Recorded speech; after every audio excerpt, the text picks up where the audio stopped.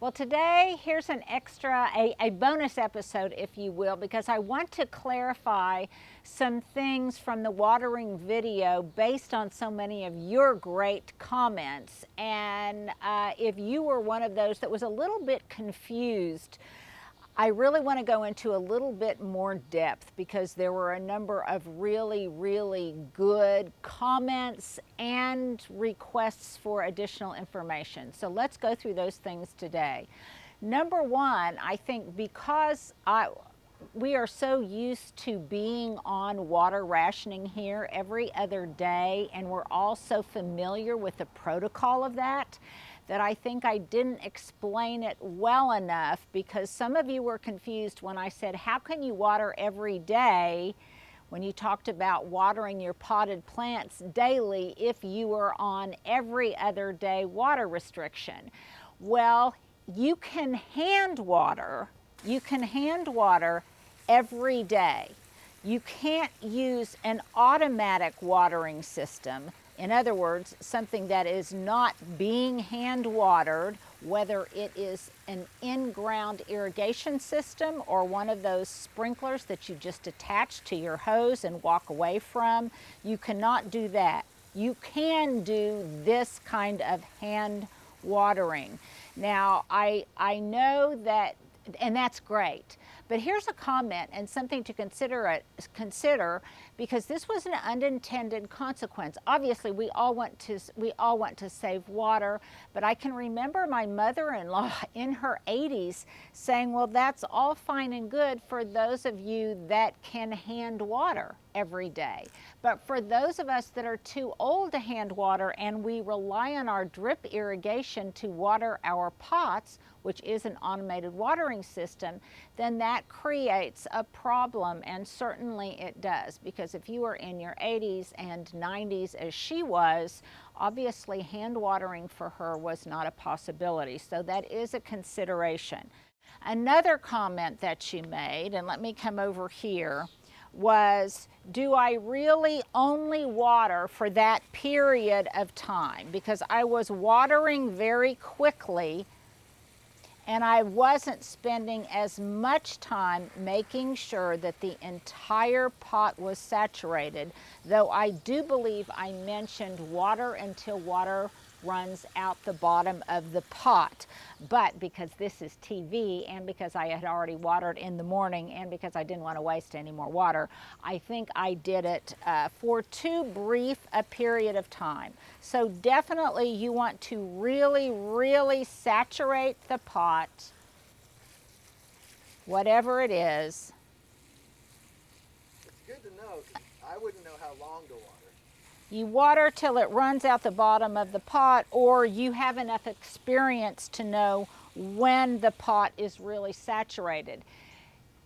Because of that, if the pot is really large, you probably could cut down on your container watering to every other day. Smaller pots, because they don't hold as much volume of both soil and moisture, you will have to water on a daily basis. Now, let's go over here, and let's go right here, and I'll demonstrate. Let's try to stay in the shade. So I will demonstrate something. Now, some of you also said that I was contradictory, that I said really water at the root zone, don't just water the foliage for roses, for anything subject to powdery mildew, zinnias, really anything. It is best to water as a rule at the root zone. However, I do believe, and this is my question of the day, let me know if I said it or not. I do believe that I said that sometimes I'm not just watering to water the plant, but I am watering to maybe remove any kind of pests, whether it's spider mite or it's whitefly or something like that. Stuart, you have a question? I can answer this question of the day because I edited said video and saw this part multiple times. You did. Oh, I did? You did. Okay, well, good.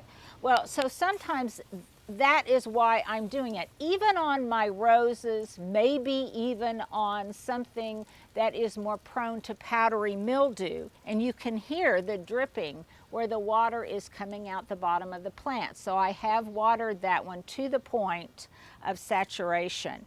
So when you are watering something, for example, these begonias don't necessarily like to be watered on their foliage. So if I'm going to water something because I want to, no shot when I'm trying to, I can't, okay, sorry, see it. It's my fault. because I'm wanting to remove some pests or something like that, then I want to make sure to do it at a time of day when it is cool, not at high sun, and also when I know that there will be, when the leafy foliage, particularly on roses and things of that nature, will dry very quickly. So there won't be time for things like powdery mildew or black spot to develop, because the foliage, because of the wind, because of the sun, and because hopefully it's got good air circulation, it will dry off very quickly. There are also times when, just like us, at the end of the day, if it's been 102, where we appreciate a little shower at the end of the day just to cool off. And yes, this is still a mess back here, Stuart. I hope you didn't trip. And I know some people have said, Stuart's an adult, you don't have to keep telling him not to trip. Well, he's walking backwards. So sometimes the mother in me comes out, and I must, you can see there, see it's starting to come out the bottom of the plant. And ideally also, now this isn't happening here because the back is still a mess, but ideally, if water is going to run out the bottom of the pot, it would be nice if that pot was sitting in a flower bed.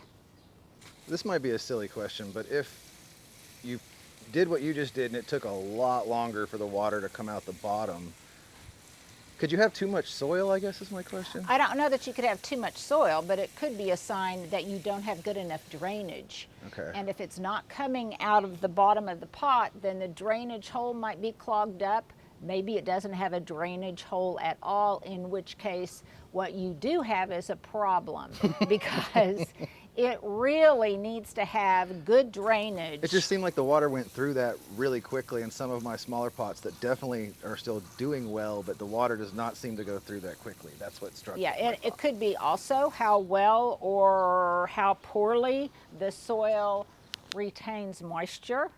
That could be something. If you have a small pot, now this one I'm not going to water quite as much. This is a cardoon, but let's say you have a pot, and we've all experienced this, particularly with house plants, and the soil has separated from the pot. Let's go over here, Stuart. I think this might be a little better example on a smaller pot. And let's say that the soil here had separated from the surface of the pot, from the rim of the pot. And it was almost, in that case then, yes, very quickly the water would run out because it's running down the gaps of the side, not necessarily hydrating the root ball. In that case, you might want to do what I have done over here, and that is water from the bottom up. So if you have a pot that just doesn't seem to hold water, the root ball has really constricted and there's big gaps around the edge, then what you want to do is make sure, and you can do a couple of different things. What a neat thing. You could, it is, it really is. Really cool. You could get a bucket and you could just immerse the entire pot in the bucket until it was completely hydrated and the root ball had reestablished its integrity and all of its form so that there were no longer those gaps on the side. What I typically like to do, however, and these are myrtle topiaries, and you almost cannot water these enough. And in fact, in this case,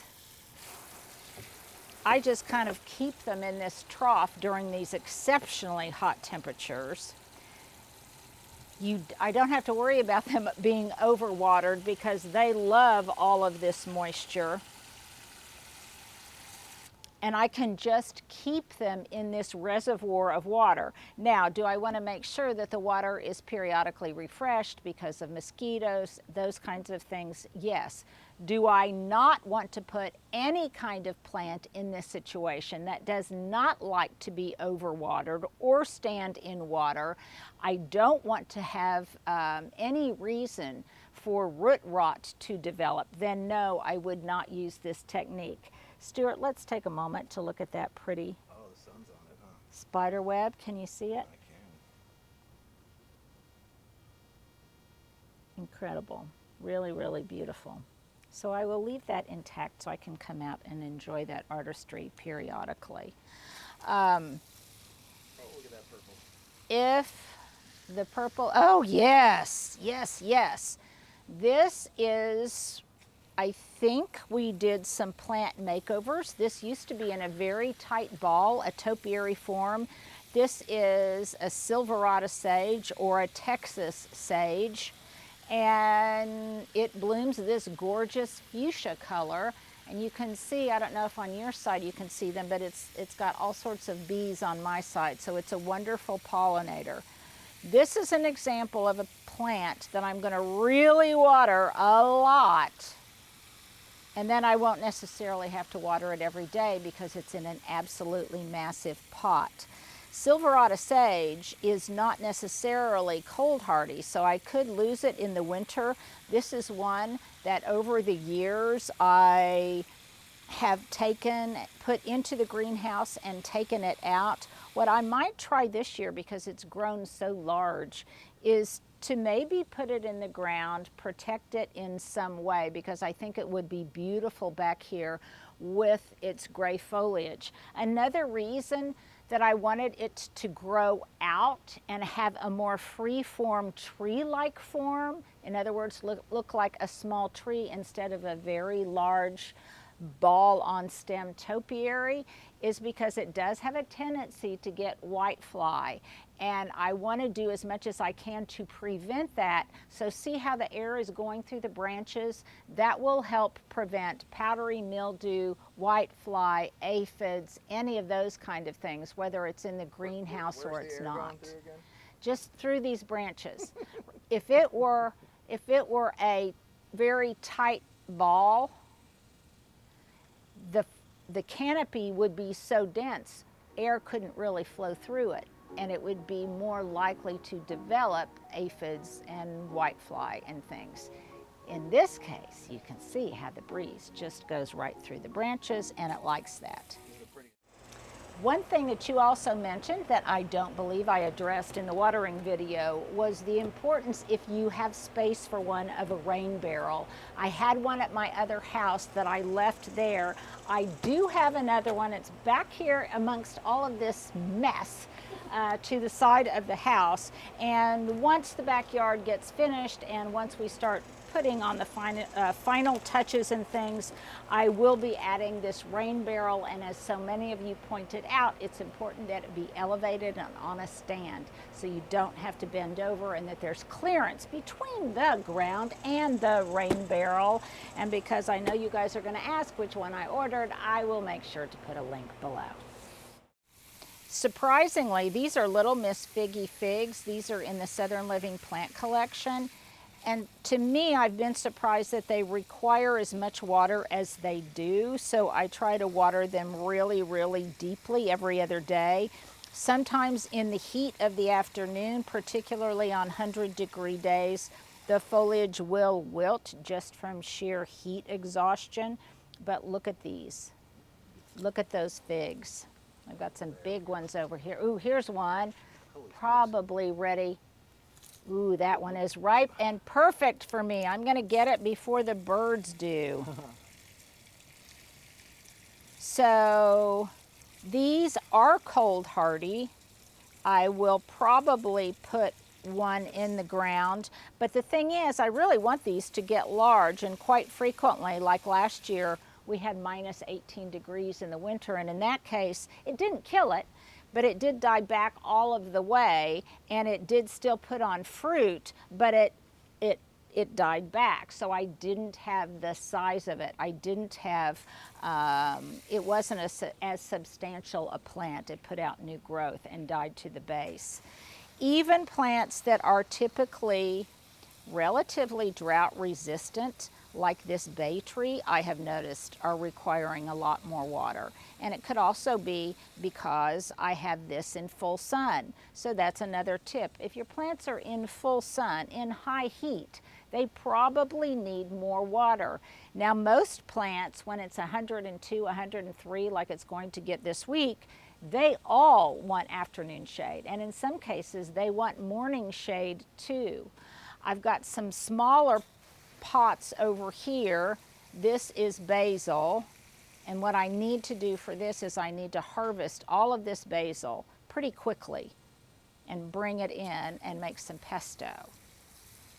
And then these olive trees, this is an example where I'm going to do this to not only dust them off, but also physically knock off any hitchhikers, any pests, any vermin. It's a fun thought, like to see the water knocking off the little guy. The little guys, yeah. Now, could they hop back on? I guess technically they could. The other plants that are in pots that I really, really want to hydrate well are hydrangeas, which tell you in its name that they need lots of moisture. And even though this is in a huge pot, I'm really giving them a whole lot of water. And it's so nice of you guys to keep me company while I'm watering this morning. Can we take 1 second to admire the steps? Oh, absolutely. Take 2 seconds to admire the steps. I am so thrilled with their grandeur. I am so thrilled with their navigability. It is just so easy to get up and down those steps. I do want to show something over here, Stuart, and that is these topiary encore azaleas. I'm watering this really, really well. While I am waiting for that to soak in, I'm going to water this one. And then I'll go back to this one and water it again to make sure that it actually does have adequate moisture, because sometimes it takes a while for the water to be completely absorbed. And in this case, even though right now they're just in a sand pile, this would be a good example of something that would be, these would be good sitting in a flower bed, because any residual water that goes out the bottom would be reabsorbed by the flower bed. Something else, periodically, didn't mention this, but while you're watering, if your compost pile, and this is my compost tumbler, my Mantis compost tumbler that I just love. And I've got this torqued the wrong way. So periodically, this has enough moisture in it right now because I just added a bunch of kitchen scraps to it. Some old coffee, some things like that that went in there. But while you've got your hose out, don't forget to water your composter if it's too dry. Something else that you guys mentioned, and this is a personal thing based on how you like to water. And that was a number of you mentioned. And then, of course, if your table needs a squirt, this one needs the table. This one needs cleaning desperately. A number of you mentioned that you liked a long-handed or a long tubular watering wand. And For some reason, I don't like this as well as just a sprayer at the end. I know if you have lots of hanging baskets, it's helpful to get up inside the hanging baskets, or maybe it would be good for my window box, for example, to kind of give me a little bit more length if I'm having to water something in the back. So that definitely would be an advantage, and I'll put a link to a really good brand, of which this is not, and it doesn't work right now, called Dram. But a lot of you, thank you for mentioning that, because that is an excellent tip. These can be a little bit heavier just because of the weight at the end of the hose. So heaviness and the weight of your watering wand might be a consideration for you, particularly if you have maybe arthritis in your hands or for some other reason. But it is great for hanging baskets and things that might be out of reach. Another thing that I like to point out is if you're watering something at a distance, then look here. You can just put it on full. You can do that from your chair. And you could do that, yeah. Now you want to be you want to do it with greater dexterity than I'm doing it here, but I am standing a good 12, 18 feet, and I'm still able to access that area. So there you go. Those are some watering tips that I think I failed to completely communicate to you. If I've left anything else out, please let me know, because watering is as much an art form as a science. It is also really, really helpful to know thy own garden. It is right now about 10 o'clock in the morning here. Usually I water this earlier than that. I'm out here first thing in the morning. I do have one of these metal hoses that I love, and I will leave you with this last caveat. As much as I love this hose, some of you mentioned that if you stand on it, it won't break, but it can roll, and that might cause a tripping hazard. Hoses in general are tripping hazards, so you just want to be careful. So wanted to point that out, but nevertheless, I love these lightweight metal hoses. They're the best hoses I've ever had. So there you go. This is just a little extra video for you guys today, because I wanted to clarify some things that I perhaps left unclear in yesterday's video.